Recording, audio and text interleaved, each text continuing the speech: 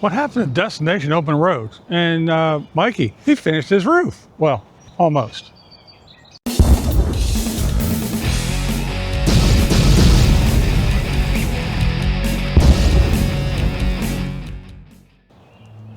Yeah, recently I had a couple people ask me whatever happened to Scott and Terri from Destination Open Road. But first, let's talk about Mikey. That's right, Cheap Off-Grid Mikey.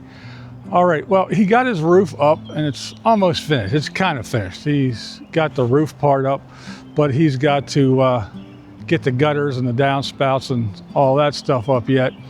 And of course, with that comes the list of needs and wants. And so, yeah, I need this, so I'm sure, check that wish list, I'm sure it's on there. Every time I want to give the guy credit for getting shit done and doing something and accomplish something, he has to throw in the I needs and I wants.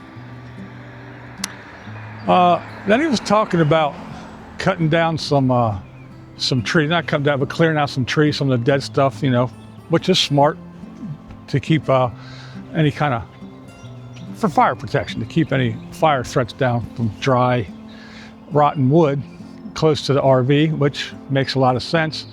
And he said, maybe I'll hire some teens to come do this, which I thought was funny because Mike can't afford screws. He has to beg for screws, but he's got money to hire teens for help?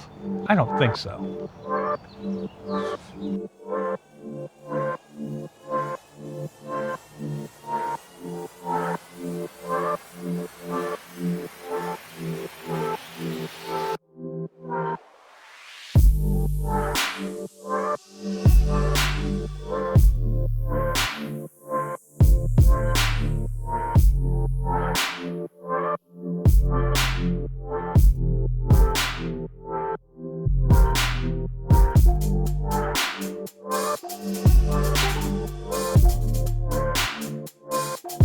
So, Scott and Terri from Destination Open Road, whatever happened to them? Well, I really don't know. The last I knew where they were was they were up in Washington State.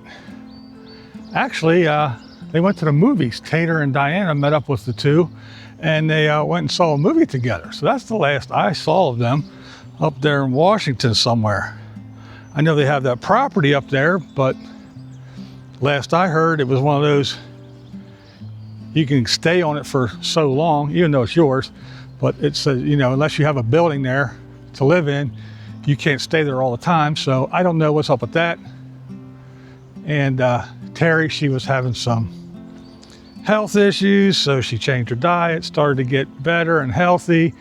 And then from what I understand, got ill again or whatever. They were staying with Aja for the longest time. And when they were running around doing stuff, she had issues, Terri had issues with altitude sickness and all kinds of other stuff. So I don't know. They don't post anymore. I haven't seen anything, haven't heard anything, haven't heard anybody talk about them. So I really don't know other than what I just told you. Now, I do know that we were kind of okay way back, but then when one of her parents died, she wasn't in the mood to post it and tell everybody. So she asked me if I would put it out there. And I was like, sure, fine. So I did. And then I was politely told that, yeah, we really can't talk to you or associate with you because, yeah, the tribe and the rest of the nomads, they don't like you. So we can't be seen talking to you or anything like that. We can't be seen in your comment section or anything.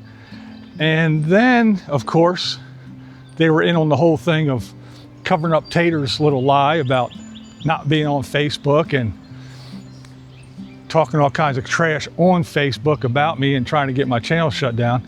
I'm not on Facebook, so it wasn't me, guys. They were part of that whole crew that, you know, again, helped him cover all that bullshit up. And then there's the kind of shady shit they did to Caravan Carolyn. Her and Terri were good friends for a long time, and they kind of made plans, stood her up, ghosted her a couple times, and then, yeah. So that's all over. So as far as Scott and Terri and Destination Open Road, that's all I got for you.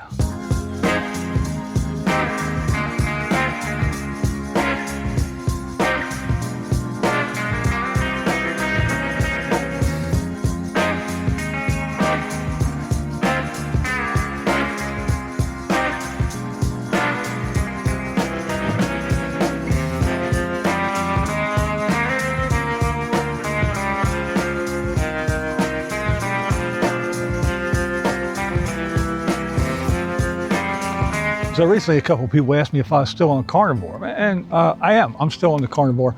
I guess they asked because I'm still fat. It did work though.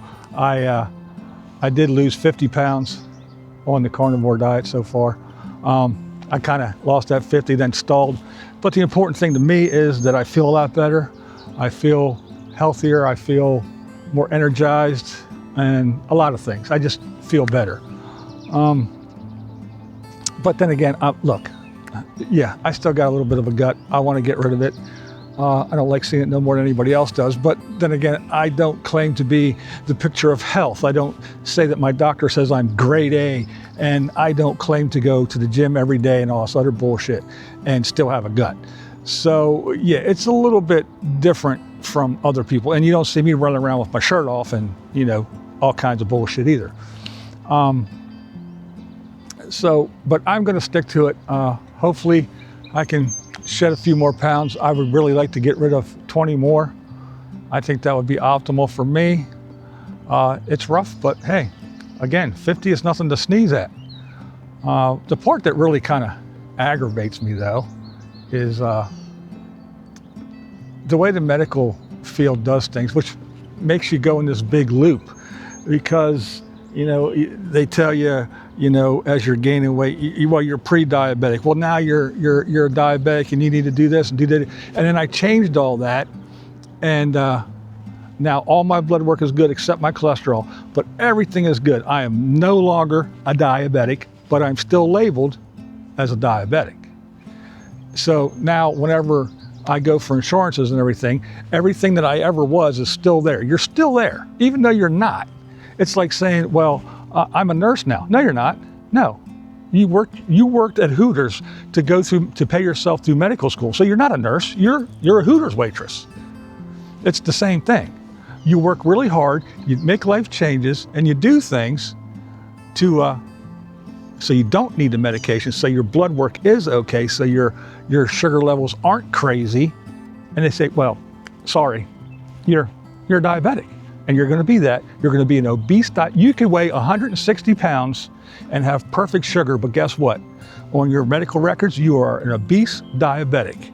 So now, whenever the insurance company looks at that, they go, oh, phew, well, we got this obese diabetic who has high blood pressure, and he's, you know, has retinitis pigmentosa, so he can't see very well. Yeah, he's a big high risk. So that's bullshit. I think if you work hard and you do what you need to do, and you maintain and you stay out of that red zone, so to speak, I think that stigma should come off. But what do I know? It's the way we do things here in our for-profit healthcare system. I guess that's the only thing you can do, but luckily, hey, I'm old. I don't have to deal with it too much longer. Not to sound morbid. But don't forget tonight, 7 p.m. Eastern Time, come hang out with us. Join the live stream chat. We always have fun. And remember, it doesn't matter what I say here. You don't have to agree with a damn thing. That's never the point here.